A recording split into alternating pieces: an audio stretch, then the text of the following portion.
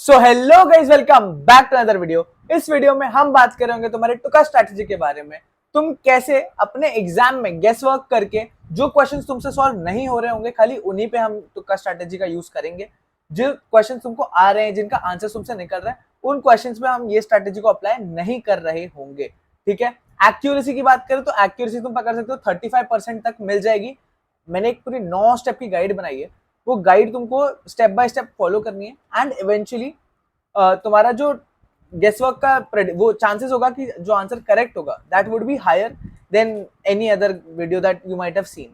सो ये वीडियो तुम देख लिए तो तुमको और कोई वीडियो देखने की जरूरत नहीं पड़ेगी कि कैसे करना है, क्या करना है। तो तुम चाहो तो अपने बुक्स में लेके कोई भी क्वेश्चन उठा के उसमें ट्राई भी कर सकते हो। Chances of this working out would be higher. Okay, before moving on, description box में तुमको व्हाट्सएप ग्रुप का लिंक मिल जाएगा। अगर अब तक व्हाट्सएप ग्रुप में नहीं आए हो तो आ जाना, क्योंकि काफी सारे बच्चे हैं, मैंने काफी मटेरियल वहाँ पे प्रोवाइड किया है, काफी कंटेंट भी वहाँ पे प्रोवाइड किया है।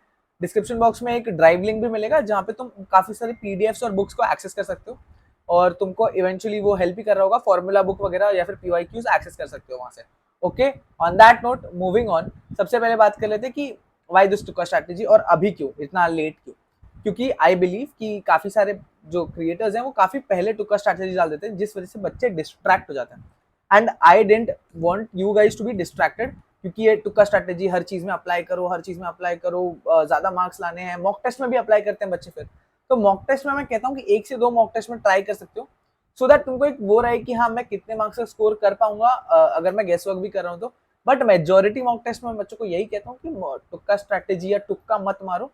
जितने क्वेश्चन हो रहे हैं उतने करो, तो तुमको पता चलेगा कि तुमसे क्या हो रहा है, क्या नहीं हो रहा, कहाँ पे तुम वीक कर रहे हो और कहाँ पे तुम्हारा स्ट्रेंथ है। ठीक है। तो या on that note, starting of, सबसे पहले बात करते हैं सबसे पहले स्टेप की, maximum chances of an option. तुमको ये देखने मिला होगा कि मैक्सिमम चांसेस जो होता है, मैंने पिछले साल का पूरा पेपर, मतलब जो 9th में का शिफ्ट था, 10th में का था, 11th में का था, 14th में तक के सारे शिफ्ट्स को एनालाइज किया, शिफ्ट 1 एंड शिफ्ट 2। इसके पहले वाले ईयर के 2022 और 2021 के पेपर्स को एनालाइज किया, and this is the result. सबसे ज्यादा ऑप्शन कहां से आया है? 33.55% तुमको ऑप्शन बी देखने मिला है। दैट मीन्स कि अगर तुमने 3 क्वेश्चन में से एक क्वेश्चन में बी को मार्क किया तो the chances of it would be कि करेक्ट ही होगा 3 में से एक। अब तुम्हारा फिर एक ऑप्शन एलिमिनेट हमेशा हो जाता है, और सबसे कम चांसेस जो था वो डी का था, और डी 2023 और 2023 वाले उसमें डी सबसे कम बार था। तो डी, अगर तुमको ऑप्शन डी ऐसे एलिमिनेट करना है, अगर तुम्हारे पास कुछ नहीं बच रहा हो, तुमको सब ऑप्शन सेम दिख रहे हैं, तो सबसे पहले डी को एलिमिनेट कर देना। और चांसेस किसके होते हैं पता है सबसे ज्यादा करेक्ट होने के? B and C, more than A, B and C के चांसेस सबसे ज्यादा है। उसमें भी बी स्पेसिफिकली तुम देख सकते हो, एनालिसिस तुम्हारे सामने। उसको पूरा एनालिसिस करने के बाद ये रेफरेंस आया कि ए का 22% होता है, बी का 33.5% है। दिस इज जस्ट एनालिसिस जो प्रीवियस ट्रेंड्स को फॉलो करके, ठीक है।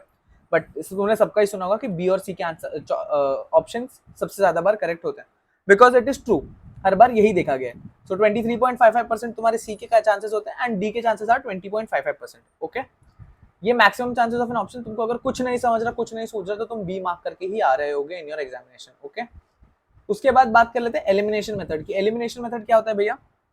समझो, तुमको एक क्वेश्चन दिया है फिजिक्स में, उसमें ऑप्शंस में जूल एंड कैलोरीज में ऑप्शंस दिए हुए हैं।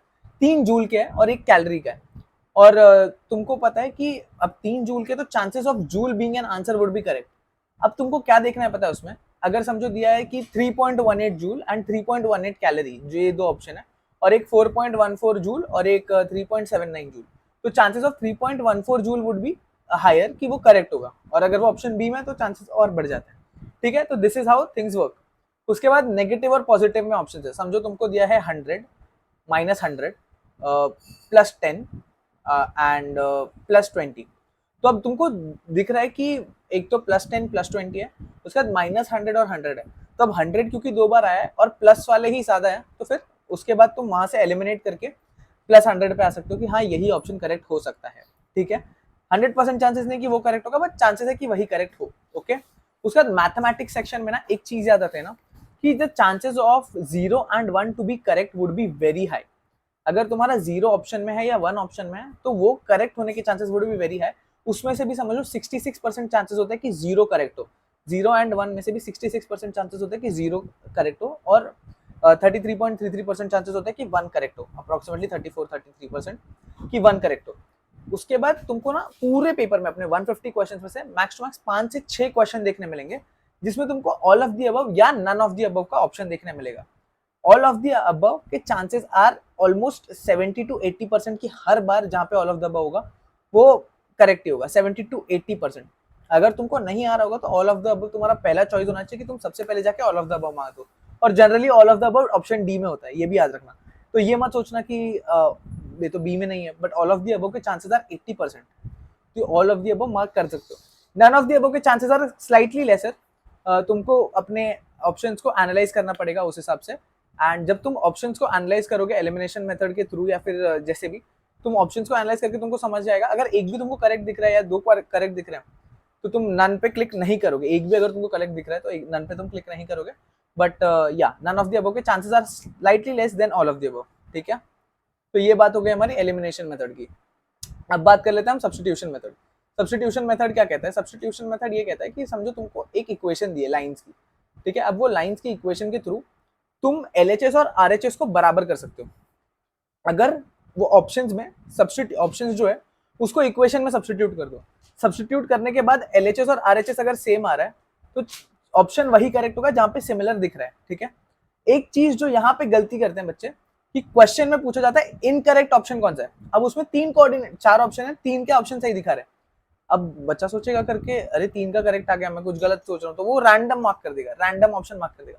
अब इनकरेक्ट पूछा था तो वो जो तुमने ऑप्शन जो नहीं आ रहा था ना वो सही ऑप्शन है। समझ आया? कौन से चैप्टर्स में ये यूटिलाइज कर सकते हो तुम? LPP, line and plane, pair of straight lines, vectors, 3D geometry, matrices में भी यूज किया जा सकता है काइंड ऑफ, ठीक है। इंटीग्रेशन वगैरह में भी तुम थोड़ा बहुत देख सकते हो कि अगर सब्स्टिट्यूट करके कुछ बन रहा कोई वैल्यू वगैरह, तो उस हिसाब से तुम सब्स्टिट्यूशन मेथड का यूज कर सकते हो। सबसे ज्यादा ये काम आता है in your mathematics section and physics section, alright. उसके बाद हम बात कर लेते हैं लास्ट के 6 इंपॉर्टेंट पॉइंट्स के बारे में जो इंडिविजुअली बताऊंगा मैं। सबसे पहला 4th पॉइंट इज कि तुम कोई सीक्वेंस फॉलो नहीं करोगे।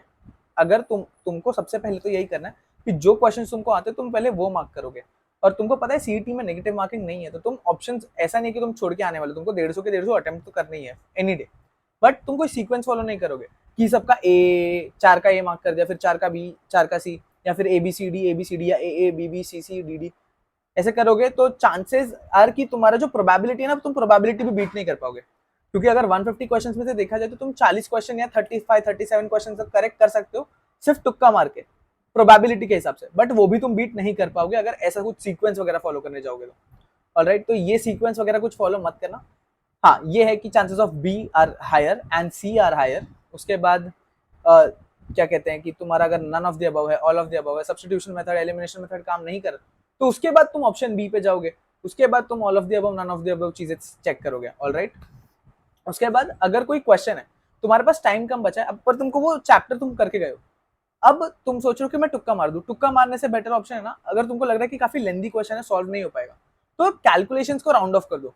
जितने भी कांस्टेंट वाले वैल्यूज हैं उनमें खाली ऐसा, फॉर एग्जांपल पाई का वैल्यू ले लो, पाई का वैल्यू होता है 3.14 या 22/7, हमको पता है। 3.14 की जगह मैं 3 ले लूंगा, उसके आगे का वैल्यूज में राउंड ऑफ करके ऑप्शन से एलिमिनेट कर दूंगा कि कौन सा ऑप्शन करेक्ट हो सकता है। क्वेश्चंस को प्रॉपर्ली रीड करना, क्वेश्चन में कभी कभी इनकरेक्ट दिया रहता है या इज नॉट करेक्ट या इज करेक्ट, तो ये सारी चीजें देखनी पड़ेगी तुमको। उसके बाद तुम सिमिलर तरीके से ऑप्शंस में भी होता है कि ऑप्शन में तुमको दे देगा option A is correct, option B is correct, both A and B are correct, none of them are correct. तो ऐसे केस में भी नन ऑफ देम से भी ज्यादा चांसेस है कि option both A and B are correct, ठीक है। ये भी एक प्रोबेबिलिटी के हिसाब से आर हायर देन कि नन ऑफ द अबव से both A and B are correct. उसका length of the option, for example तुमको 4 ऑप्शन दिए, पहला ऑप्शन दिया है कुछ एक लाइन का हेलो, फिर सेकंड दिया है वर्ल्ड, थर्ड दिया है कि hello world is a programming language, फिर फोर्थ ऑप्शन दिया है हाई। तो अब chances of option C being correct is higher, क्योंकि कोई लंबा सेंटेंस क्यों लिखेगा, टाइम वेस्ट करने के लिए तो नहीं, क्योंकि या तो वो तुमको कंफ्यूज करने के लिए लिखा है या तो कि वही ऑप्शन है इसीलिए वो लिखा गया, चांसेस ये होते हैं, ठीक है। उसके बाद एक्सट्रीम्स ऑफ द ऑप्शन, जो हमारा 9th स्ट्रैटेजी होने वाला है, extremes of the option. For example 4 option दिया, 1, 2, 20, 80। अब एक्सट्रीम्स यानी 20 और 80 करेक्ट होने के chances are very less than 1 and 2।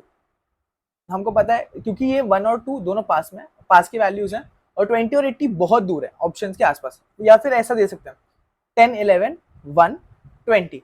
तो 1 और 20 नहीं हो सकता, 10, 11 में से एक होगा।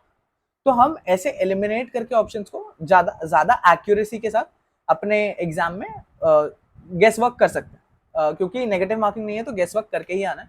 150 क्वेश्चन है, 150 के 150 हमको अटेम्प्ट करने ही है बाय हुक और बाय क्रुक। सो लास्ट के 20 मिनट्स में तुम अपना जो भी तुमको गेस वर्क करना है उस टाइम पे करना, क्योंकि स्टार्टिंग से तुम अगर गेस वर्क करने जाओगे तो ब्लंडर हो जाएगा। सो या और ये एक और चीज होती है कि A option, B option, C option, D option, अगर तुम अपने एग्जाम में जा रहे हो तो देखना कि बी 30% तक आएगा तुम्हारा अप्रोक्सीमेटली। तो अगर उतने नहीं बन रहे बी के तो 30% तक तुम बी पहुंचा सकते हो। Same goes with A, similar जो एनालिसिस किया है उस हिसाब से देख लेना 22-23%। Same goes with C, and D के सबसे कम चांसेस होता है।